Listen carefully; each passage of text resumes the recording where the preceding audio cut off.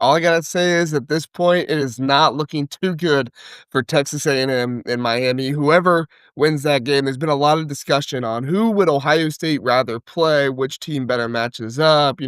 Miami has Ruben Bain, and Texas A&M has a good offensive line. And when Marcel Reed is hot, nobody's talking about what happens when Jeremiah Smith, when JJ Smith is hot. And it looks like Jeremiah Smith is feeling pretty hot and bothered after what happened on Friday night with the announcement of the Biletnikoff winner. Welcome into the Big Ten Huddle. I'm JR. Today, we are talking through the snubbing of the Biletnikoff that Jeremiah Smith had. And now this is nothing against Makai Lemon. Makai Lemon is a fantastic receiver. He's been one of my favorite receivers to watch this season. He's one of the best in the country, and he definitely has a whole lot of arguments for why he should win the Biletnikoff this season. That's not what this video is about. This video is about two Ohio State players that were snubbed, that were disrespected, whatever you want to call it, by the national media on Friday night. Now, you might say, well, JR, they did not perform well in the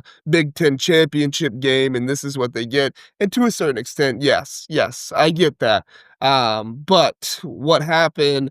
It does appear that Jeremiah Smith, and we haven't really heard from Julian Sayin, but I would think it probably, with him being the competitor he is probably gonna, rub him the wrong way as well. Of course, Ohio State has Texas A&M and Miami both to face, whoever wins that game to face in the college football playoffs, and then whoever wins that game will move on to play most likely Georgia. Georgia just had two more players arrested, by the way, if you missed that. So, Kirby Smart definitely has a handle on how things are going over there for sure. Wink, wink. But basically, Jeremiah Smith and Julian Sayin were pretty much snubbed and disrespected by the national media. Let's go to Jeremiah Smith first. So Jeremiah Smith, obviously not happy that he did not win the Biletnikoff award, and who can blame him, right? I mean, all season long, he was told about how great of a player he is and how amazing, at the beginning of the season, being called the best player in the country, and to come out this season and be top 10 in receiving yards, top 10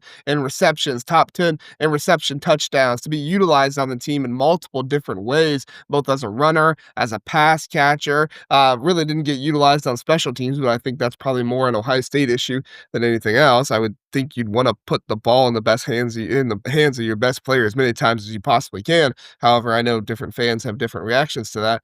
But when Makai Lemon was announced the winner of the Biletnikoff Award, Jeremiah Smith had not much to say other than this short 20-second clip from the 8 Mile, which is essentially the vow of domination by Eminem in this video, or in this movie here. Now, if you've not seen the movie, I'm not going to explain the entire thing to you, but basically, it is this time where this character has been disrespected, has not been given the proper props, and so he is going to go in and he is going to vow to dominate moving forward in the movie, essentially. So I'm probably not giving it the best description there, but I'm trying to describe it in such a way that also fits with what Jeremiah Smith is talking about. And this is not the first time something like this has happened. Jeremiah Smith, at the end of last season, obviously the heartbreak of losing to Michigan going into the college football playoffs, there was a lot of thought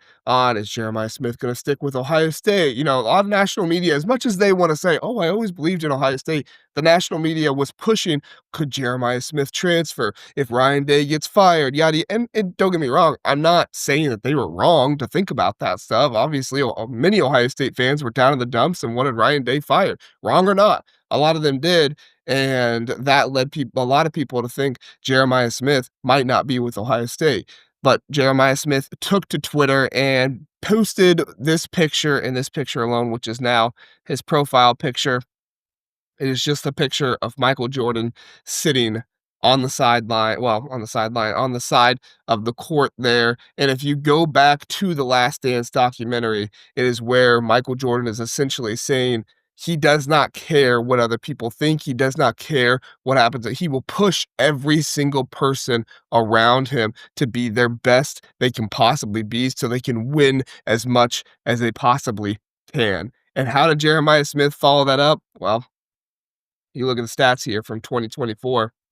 he followed it up by basically having 30% production of what his season was. So this season, moving up to the Michigan game, he had about 930, I mean, it was 34 yards on the season. He had about, what was it? Yeah, 10 reception touchdowns.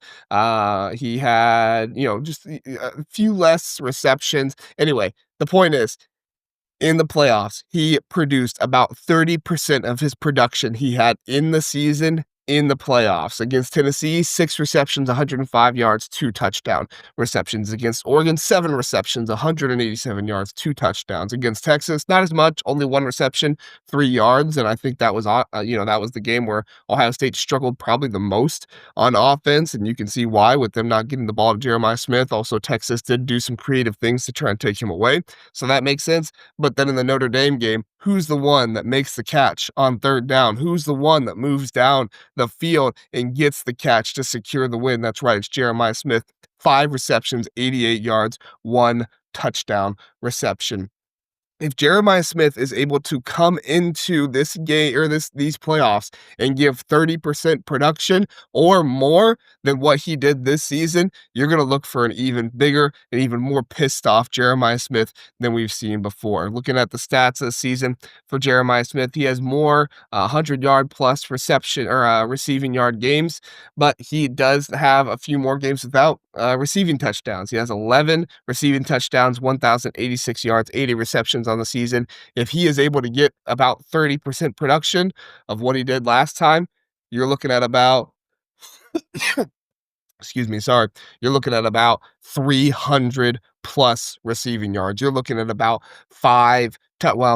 because he had more than 30% as the passing as a receiving touchdown stuff, but even then you're looking at 4 or 5 possibly receiving touchdowns. You're looking at 20 receptions in the postseason alone. This is the type of production that Jeremiah Smith will look to put forth with the kind of pissed off attitude he has of not winning the Biletnikoff this season. And you might say, well, JR, he didn't deserve to win it. Makai Lemon was better. Listen, if you finish 6th in the Heisman race, 6th, okay? I've never seen the Heisman Trophy do this before. I love that they did it, though. They put out the top 10 Heisman Award finishers. Ohio State had 3 of them. Ohio State had 3 guys finish. And as much as everybody wants to say, well, Julian Sayin can't win the award because he's not even the best player on their team. But Jeremiah Smith's not the best wide receiver in all of college football. It's classic media narrative, media bias against Ohio State. The national media is number 1 against the Big Ten, and number 2, they are against Ohio State because a lot of the national media favors the SEC over the Big Ten. And who is the biggest competition to the SEC right now in the Big Ten? It's Ohio State. Yes, Indiana, a great story. Indiana is awesome. They're a great team, don't get me wrong, I'm not trying to take anything away from Indiana, but the team that has consistently been at the top threatening the SEC year after year after year is Ohio State. And for Jeremiah Smith to finish 6th in the Heisman voting, the only wide receiver in the Heisman voting to finish 6th and still not even win the Biletnikoff Award is pretty insane.